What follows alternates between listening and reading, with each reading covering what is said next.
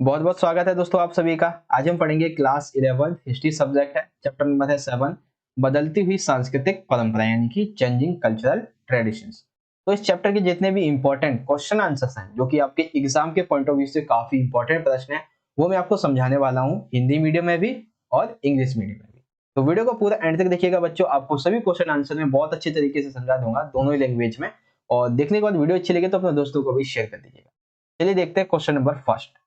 पहला प्रश्न है हमारा कि यूरोप के सर्वप्रथम विश्वविद्यालय इटली में ही खोले गए थे, क्यों, तथा उन्होंने मानवतावादी विचारधारा के प्रचार प्रसार में किस तरह से योगदान दिया था।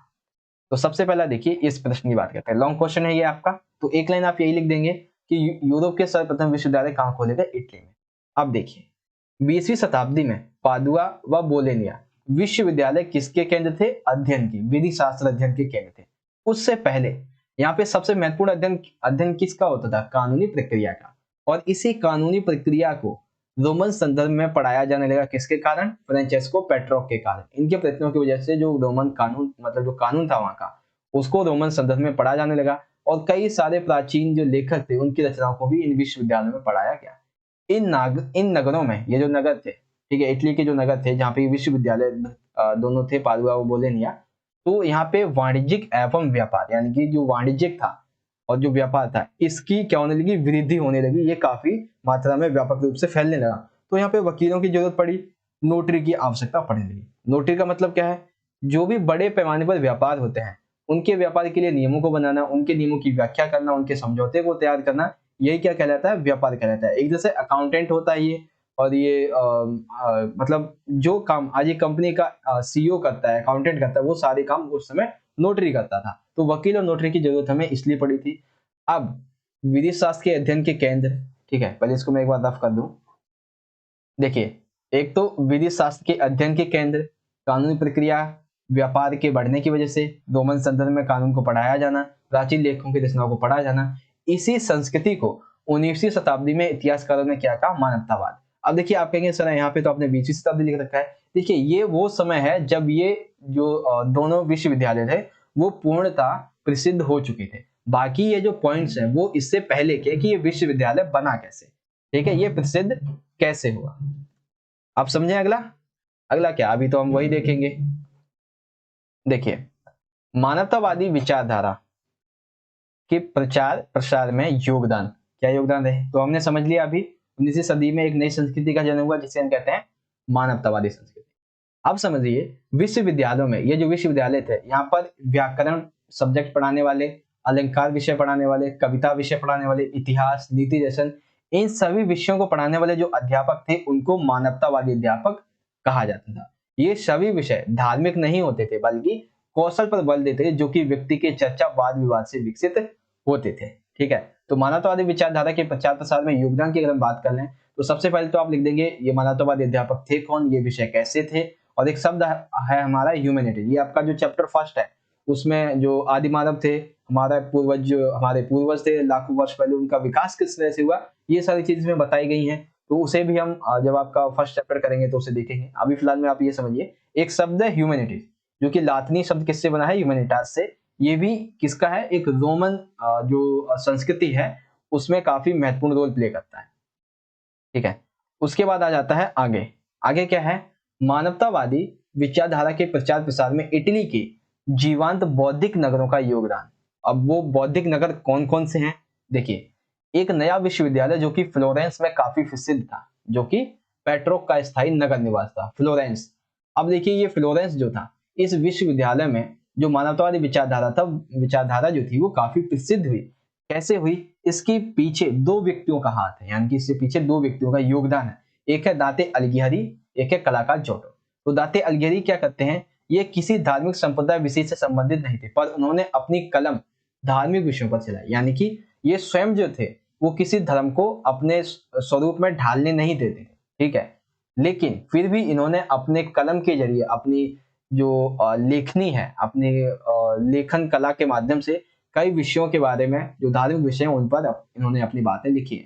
इन्होंने जीते जागते रूप चित्र बनाए, इन्होंने कलाकार जोटो। देखिए इन्होंने क्या किया? इन्होंने लिखना शुरू किया और कलाकार जोटो ने रूप चित्र बनाने शुरू किए। इनके रूप चित्र पहले के कलाकारों की तरह बेजान नहीं थे। ऐसे चित्र जो लोगों को देखकर उनकी जो हिस्ट्री है, इतिहास है, उनके जो प्राकृतिक सौंदर्य, उन सभी चीजों के बारे में लोगों को बता सकते थे। ऐसे चित्र इन्होंने बनाने शुरू हुए थे।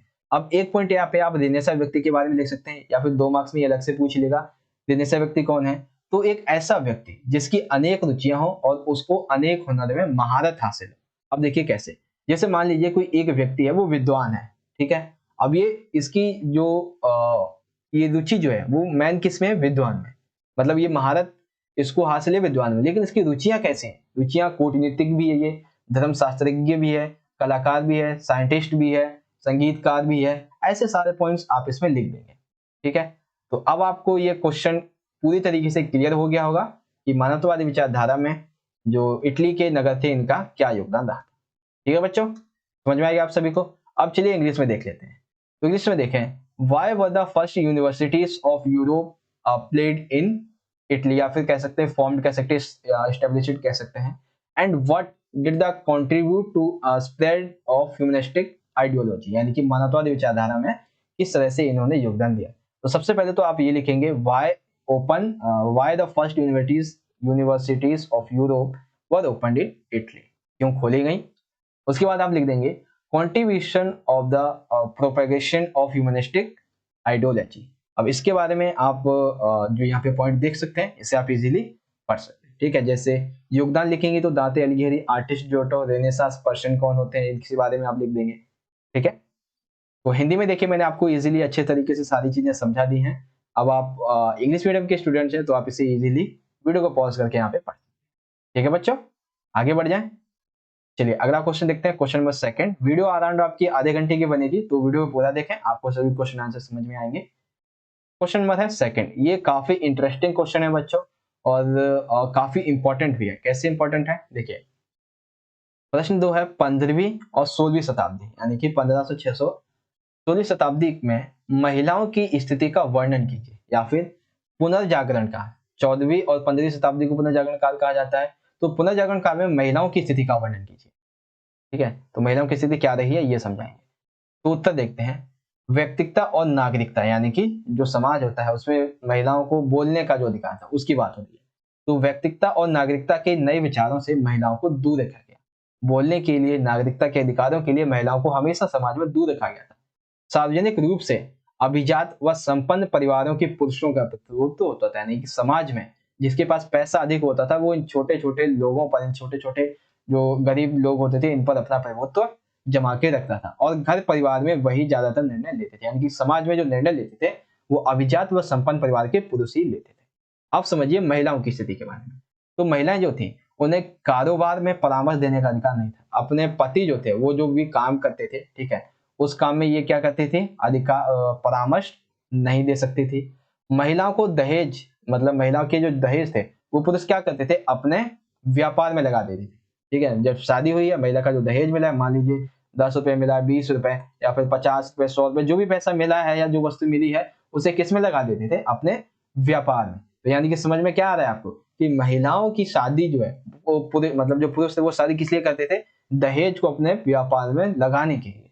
दहेज का प्रबंधन न होने के कारण लड़कियों को मठों में भिक्षुणी बना दिया था, यानी कि ऐसी लड़कियां जिन्हें दहेज नहीं मिलता था, दहेज बहुत कम होता था, तो ऐसी लड़कियों को जो पिता थे वो जबरदस्ती उन्हें भिक्षुणी बना देते थे, या फिर पति खुद ही उन्हें भिक्षुणी बना के मठों में भेज दिया करते थे।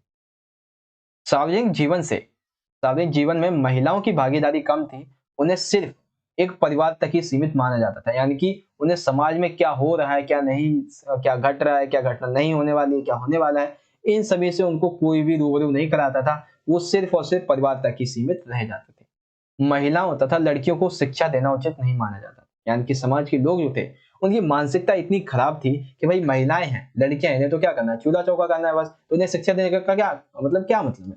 तो उन्हें शिक्षा भी नहीं दिलाई जाती थी, ठीक है।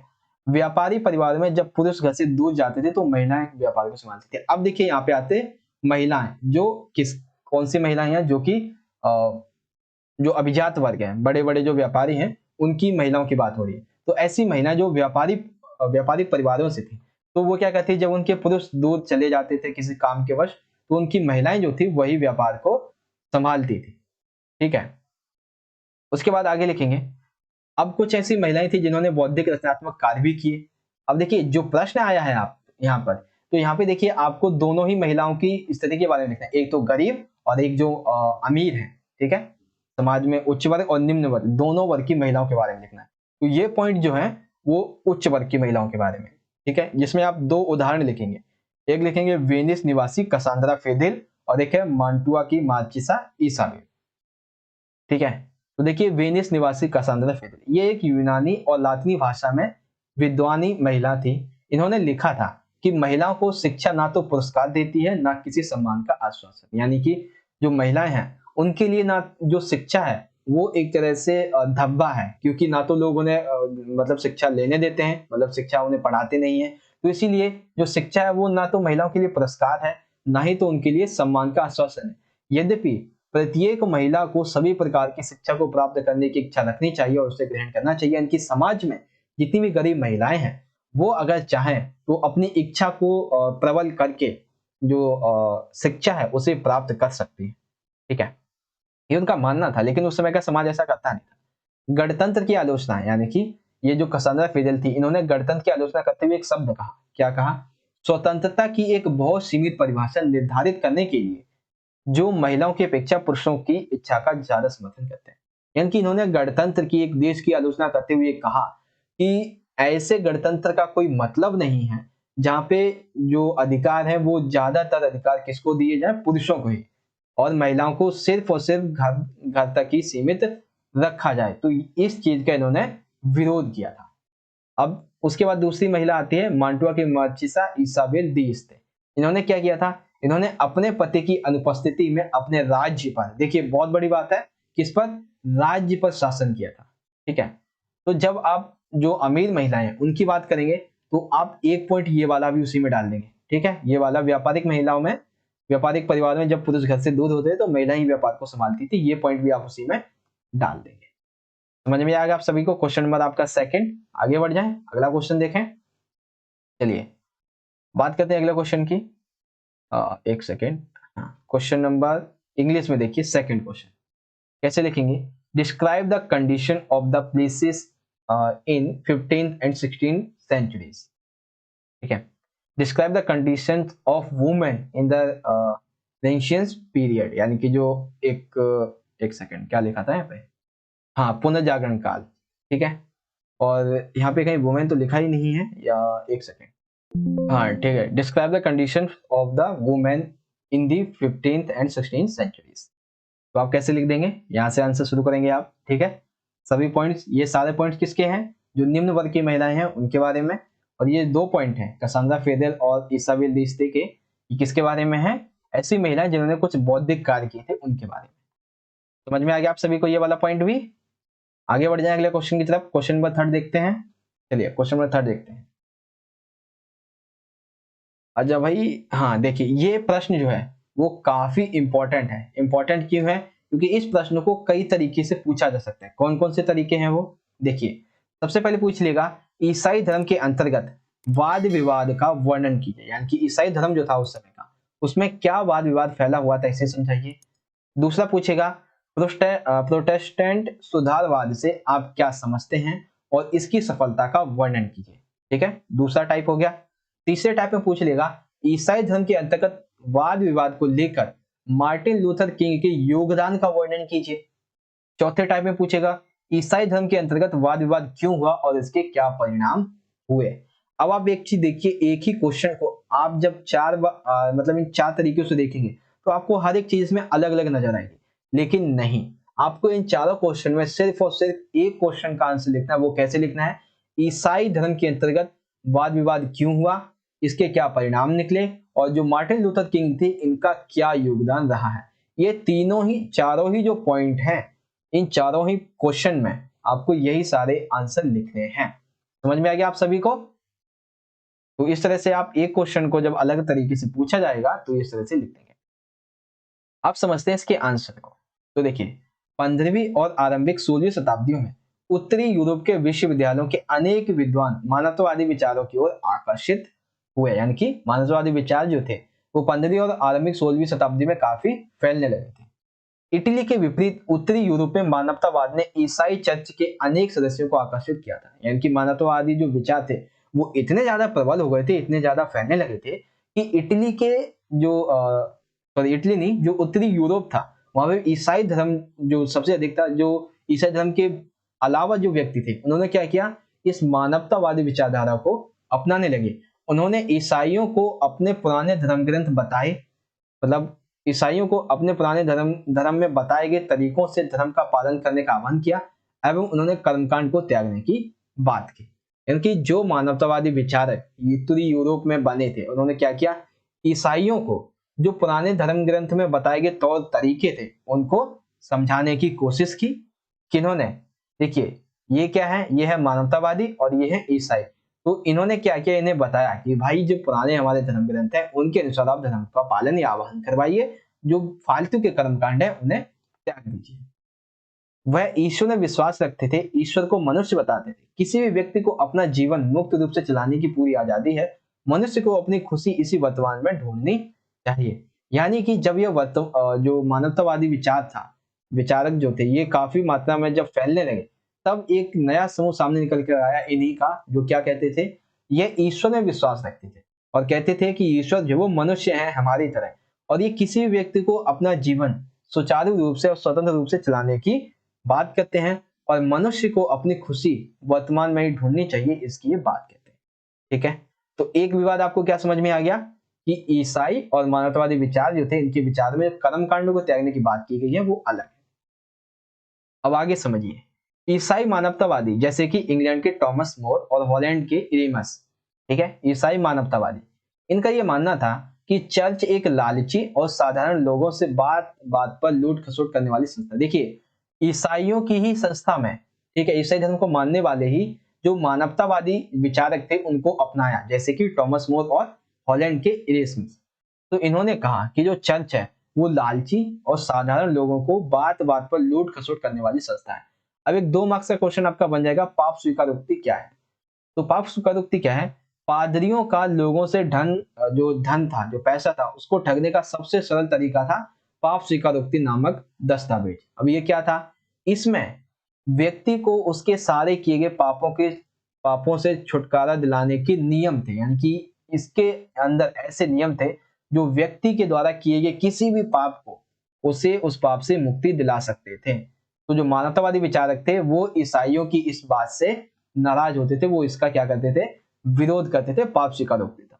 संभवतः प्रथम ईसाई रोमन सम्राट जिसका नाम था कॉन्स्टेंटाइन, इनके द्वारा एक नई न्यायिक प्रक्रिया और वित्तीय शक्तियों पर पादरियों का दावा मानवतावादी विद्वान यह दर्शाने में सफल रहे कि यह दस्तावेज असली नहीं अपितु परवर्ती काल में जालसाजी द्वारा तैयार किया गया राजाओं की खुशी का कारण है। यानी कि देखिए अब एक चीज यहाँ पे ये काफी इंपॉर्टेंट आई है पाप स्वीकारोक्ति दस्तावेज के बारे में, जब 2 मार्क्स में पूछा जाएगा।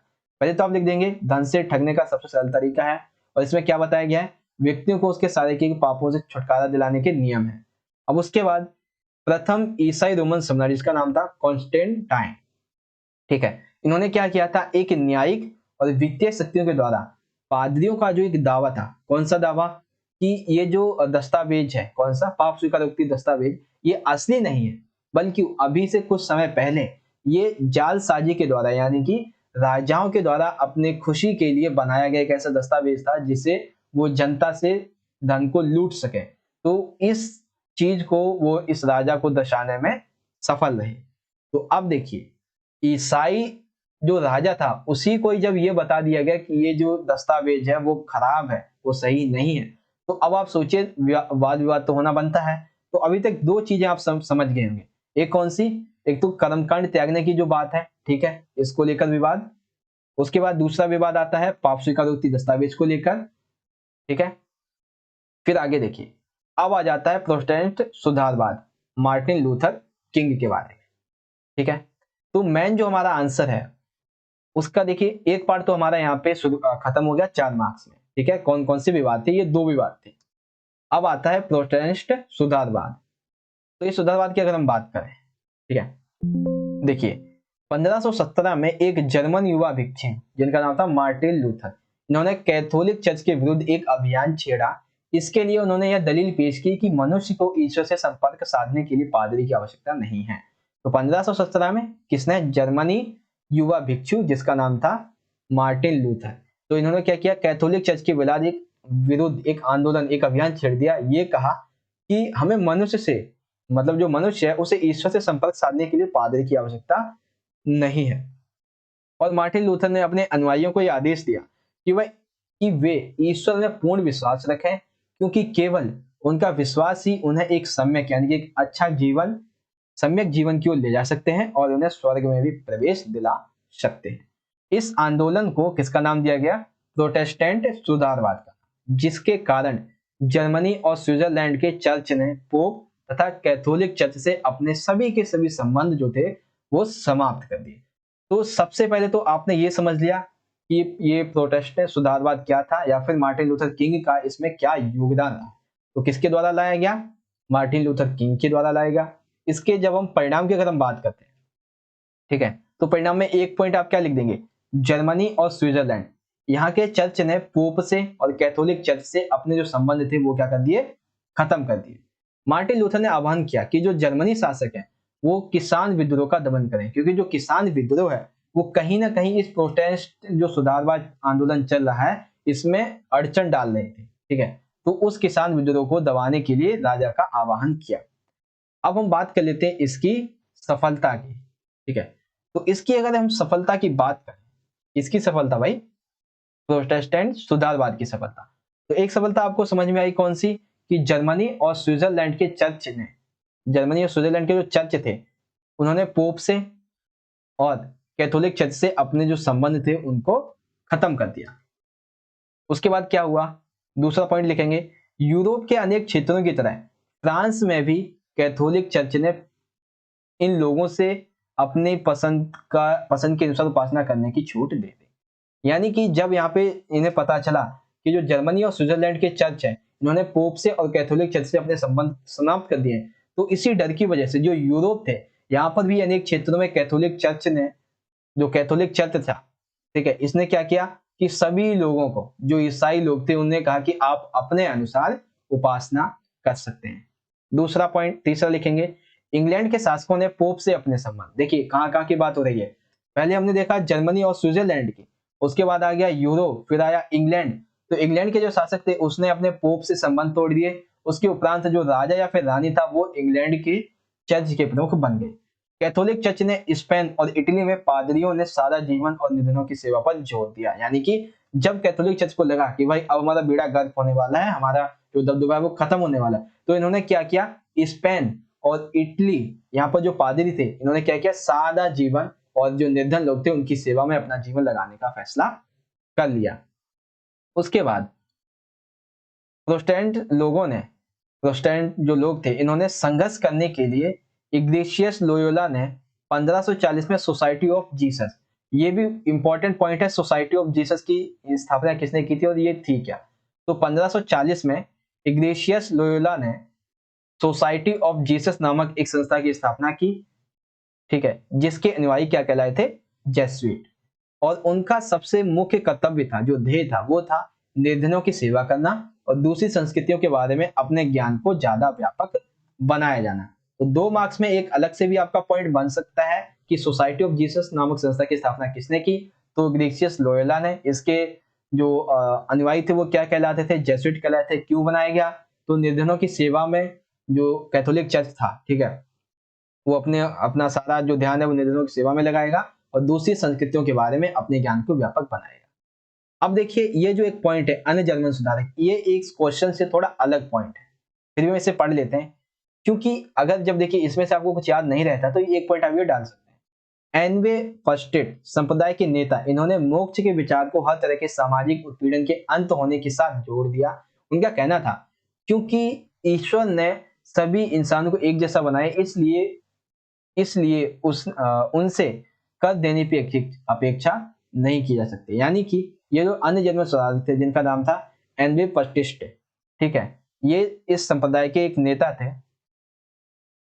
इन्होंने क्या कहा, उन्होंने मोक्ष के विचार को कहा, जो मोक्ष का विचार है, क्या विचार था कि सामाजिक उत्पीड़न के साथ अंत पर जोड़ दिया। यानी कि जो मोक्ष का विचार है उसे उन्होंने किससे जोड़ दिया कि भाई ये जो है ये समाज का उत्पीड़न हो रहा है। क्यों हो रहा है, क्योंकि ईश्वर ने इंसानों को एक जैसा बनाया है और जो लोग हैं वो कर देते हैं राजा को, ये सही नहीं है।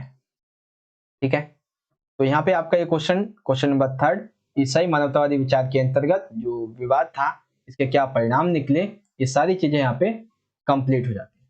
समझ में आ गया आप सभी को? चलिए, सभी पॉइंट्स आप चाहे तो यहाँ पे दोबारा से देख सकते हैं, मैंने आपको दिखा दिया है। तो इस तरह से ये जो पॉइंट है, ये जो क्वेश्चन है हमारा यहाँ पे कंप्लीट हो जाता है।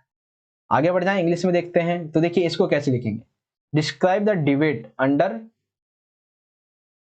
क्रिश्चियनिटी। ठीक है, यानी कि describe the debate under Christianity, ईसाई धर्म के अंतर्गत जो वाद विवाद है उसको बताना है। या फिर इस तरह से, what do you understand why Protestant Reformation and describe its success. Describe Martin Luther King's contribution to debate within Christianity. Why did the debate take place within Christianity and what were the consequences? तो ये सारे questions जो वो हैं इस तरह से अलग अलग तरीके से पूछे जा सकते हैं। तो इसका आंसर आप कैसे लिखेंगे? ठीक है, मैं आपको दिखा देता हूँ। पहले पेज पे आप ये लिख देंगे, ठीक है, फर्स्ट पेज। उसके बाद सेकंड में आप यहाँ से लिख देंगे ये सारे points, and then last one page ये रहा आपका, नहीं अभी तो ये भी है, मार्टिन लूथर किंग का क्या योगदान रहा है इसमें वो लिखेंगे, और इसके जो सक्सेस रही है वो लिख देंगे। ठीक है, अगर आप ये पॉइंट ना भी चाहें तो भी नहीं लिख सकते हैं, आपकी मर्जी है, लेकिन आप इसे लिख देते हैं तो काफी अच्छा प्रभाव पड़ता है चेकर के ऊपर। ठीक है, यहाँ पे आपको ये समझ में आ गया क्वेश्चन नंबर 3। मैंने देखिए हिंदी में आपको इजीली समझा दिया है यहाँ पे, और इंग्लिश में मैंने आपको दिखा दिया है, तो समझ में आ ही गया होगा इजीली आप सभी को। क्वेश्चन नंबर 3 है, सभी पॉइंट्स यहाँ पे आपको क्लियर कर दिए गए। आगे बढ़ जाए अगले क्वेश्चन की तरफ, काफी इंपॉर्टेंट है ये। इटली की और इस्लाम की जो वास्तुकला है इसकी विशेषताएं बतानी। ठीक है, तो पहले हम देखेंगे इटली के बारे में, फिर इस्लाम की। तो देखिए इटली की विशेषताओं की बात करते हैं। तो 15वीं शताब्दी में रोम के शहर इसके पुनरुद्धार के बाद इतालवी जो वास्तुकला थी, यानी कि जो कह सकते हैं इटली की वास्तुकला थी, वो विकसित हुई। कैसे? रोम के खंडहरों को पुरातात्विक के द्वारा सावधानी पूर्वक खुदाई की गई थी। इसने वास्तुकला में एक नई शैली को प्रयोजित किया, जिसे हम कहते हैं शाही रोमन शैली। इसका पुनरुद्धार हुआ, जिसे हम क्या कहते हैं, शास्त्रीय शैली। तो देखिए सिंपल सा आप ये समझ लीजिए कि 15वीं शताब्दी में रोम के शहर में एक नई शैली का क्या हुआ, पुनरुद्धार, यानी कि विकसित हुई, जिसे कहते हैं इतालवी वास्तुकला। कैसे? तो रोम के जो खंडहर थे उनका सावधानी पूर्वक खुदाई की गई, और जब खुदाई के द्वारा कई सारी मूर्तियां, कई सारी वस्तुएं जब हमें देखने को मिली, तब हमने उसे क्या कहा, एक नई शाही रोमन शैली कहा, जिसे वर्तमान में शास्त्रीय शैली कहते हैं। और इटली की वास्तुकला की नई शैली को शास्त्रीय शैली कहा जाने लगा। अब देखिए शास्त्रीय शैली की विशेषता है। तो शास्त्रीय वास्तुकारों ने जो इमारत थी, इमारतों के चित्रों को, उनकी मूर्तियों को और विभिन्न प्रकार की जो आकृतियां थी उसे सुसज्जित किया था। ठीक है, तो शास्त्रीय जो शैली है उसमें हमने क्या देखा कि कई प्रकार के चित्र, इमारतों के, कई प्रकार की मूर्तियां, विभिन्न प्रकार की आकृतियां, इसको बनाया गया था। 15वीं शताब्दी में रोम नगर को अत्यंत भव्य रूप से बनाया गया। यहाँ अनेक भव्य भवनों व इमारतों का निर्माण भी किया जाने लगा था। इटली की वास्तुकला के प्रारूप में अगर हम देखें तो हम गिरजाघर को देख पाएंगे, राजमहल को देख पाएंगे, किलों के कई रूपों को देखेंगे। वहीं इटली की वास्तुकला की और विशेषता हम देखें तो यहाँ की जो मुख्य विशेषता है वो है भव्य गोलाकार गुंबद, भवनों की भीतरी सजावट, गोल मेहराबदार दरवाजे आदि, ये सभी हमें देखने को मिलते हैं। ठीक है, तो ये सारी चीज किसके बारे में, इतालवी कह लीजिए या फिर जो इटली है इसकी संस्कृति के बारे में। ठीक है, तो एक बार देखिए यहाँ पे आपको बस दो तीन पॉइंट याद रखने, कौन कौन सी। एक तो 15वीं शताब्दी में रोम के शहर में इतालवी संस्कृति का क्या हुआ, पुनरुद्धार। रोम के खंडहरों को पुरातत्व के द्वारा सावधानी पूर्वक खोदा गया। जो नई शैली आई उसे कहा गया शास्त्रीय शैली। इसकी विशेषता ये थी, इसमें इमारतों के चित्र, मूर्तियां, विभिन्न प्रकार की आकृतियां बनाई गई थी। और 15वीं शताब्दी में जो रोम के नगर थे वो इसी शैली की वजह से अत्यंत भव्य रूप से देखने को मिल रहे थे। अब इसके अंतर्गत हम क्या क्या देखते हैं, कौन कौन से प्रारूप होते हैं, तो गिरजाघर, राजमहल, किले होते हैं। और इसकी अन्य विशेषताएं देखें तो जैसे गोलाकार गुंबद हो गया, भवनों की भीतरी सजावट होगी, या फिर गोलाकार मेहराब और दरवाजे हो गए। ठीक है, तो ये सारे पॉइंट आप किस में लिख देंगे, इटली की वास्तुकला। अब आ जाइए इस्लाम की वास्तुकला। तो इस्लाम वास्तुकला ने इमारतों, भवनों व मस्जिदों की सजावट के लिए ज्यामिति है, देखिए वो थी शास्त्रीय शैली किसकी, इटली की शैली है शास्त्रीय, लेकिन जो इस्लाम की है वो कौन सी है, वो है ज्यामितीय नक्शों पर आधारित शैली। ठीक है। धार्मिक इमारतें इस्लामी वास्तुकला का सबसे बड़ा प्रतीक मानी जाती थी। इस्लामी वास्तुकला इस काल में अपनी चरम सीमा पर थी। कब? 15वीं शताब्दी में।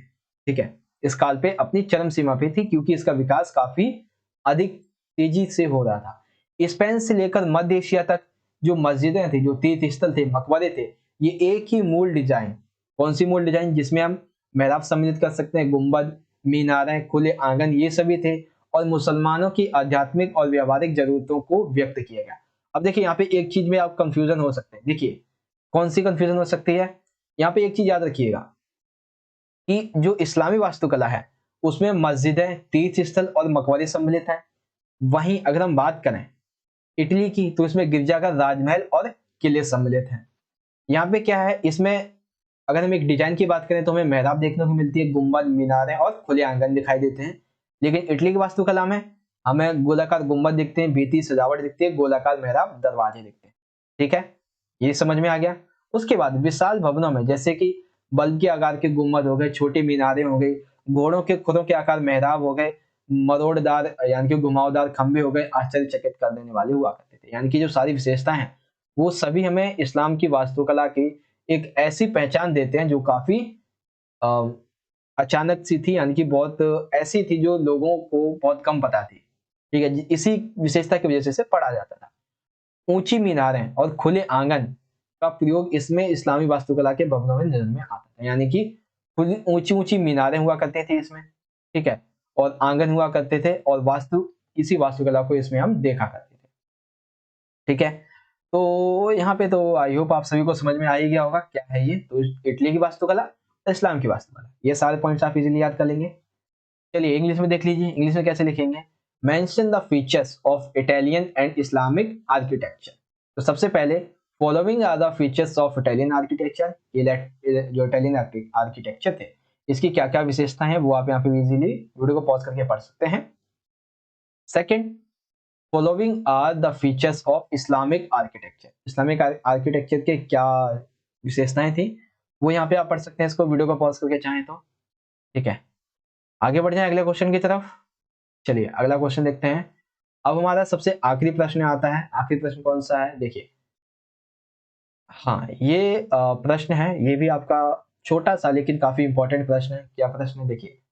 यहाँ पे पूछा गया है, जो यूरोप था, ठीक है, यूरोप में मुद्रण क्रांति जो थी उससे आप क्या समझते हैं। यूरोप में मुद्रण क्रांति से आप क्या समझते हैं, और यूरोप में ये परिवर्तन क्यों आया, या फिर मतलब इससे यूरोप में क्या परिवर्तन आया, क्यों नहीं क्या। या फिर ऐसे पूछ लेगा, 15वीं और 16वीं शताब्दी में यूरोप में जो मुद्रण क्रांति आई थी इसकी विशेषता कीजिए। ठीक है, तो देखते हैं भाई कैसे कैसे विशेषताएं इसके बारे में।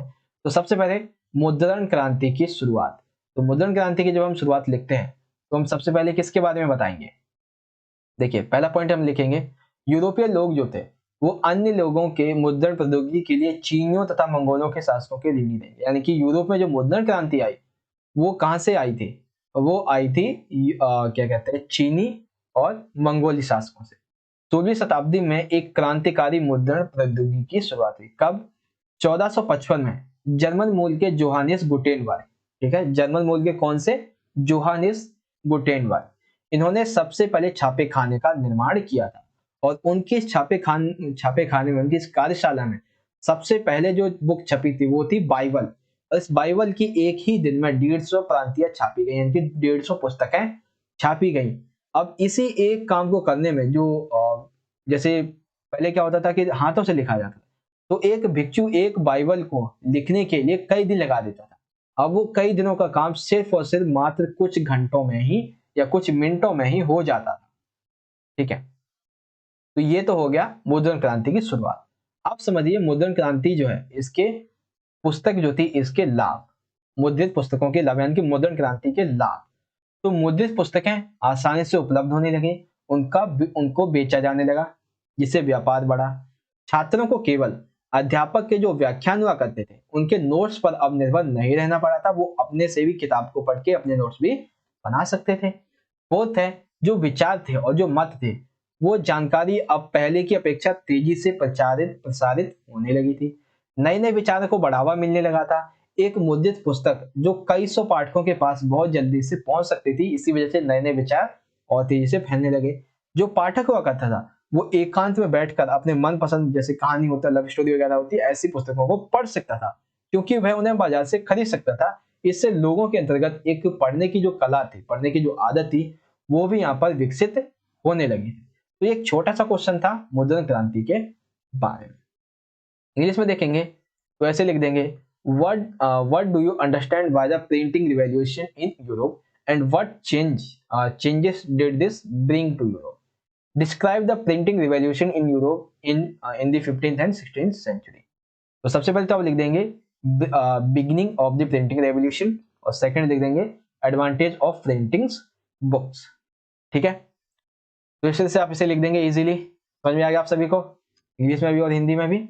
चलिए अब एक बार जो है वो मैं यहाँ से डिजाइन इसको क्लियर कर देता हूँ, और फिर आप चाहें तो इसका स्क्रीनशॉट ले सकते हैं।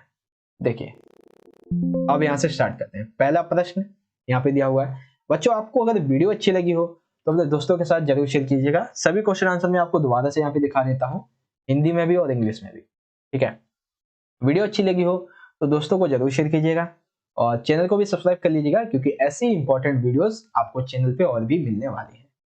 चलिए तो ये भी वीडियो को एंड करते हैं। वीडियो तो एंड हो ही चुकी है, आपको चैप्टर के क्वेश्चन आंसर तो मैंने समझा ही दिए हैं, एंड आशा करता हूँ आप सभी को अच्छे से समझ में भी आ गए होंगे। तो थर्ड यहाँ पे हो गया है। लाइक कीजिएगा वीडियो को, दोस्तों के साथ शेयर भी कर दीजिएगा। और भी ऐसी इंपॉर्टेंट वीडियोस आएंगे चैनल पे, तो उन्हें भी जरूर देखें, क्योंकि ये वीडियोस में जो क्वेश्चन आपको बताए जा रहे हैं वो काफी इंपॉर्टेंट है आपके एग्जाम के पॉइंट ऑफ व्यू से। ठीक है, तो इस तरह से आज का हमारे जो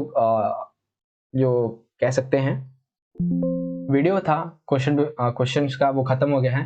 वीडियो अच्छी लगी तो बच्चों लाइक करें, वीडियो अच्छी है तो लाइक करें, शेयर करें अपने सभी दोस्तों के साथ, कमेंट करके बताइए वीडियो कैसी लगी, और चैनल को सब्सक्राइब भी कर लीजिएगा।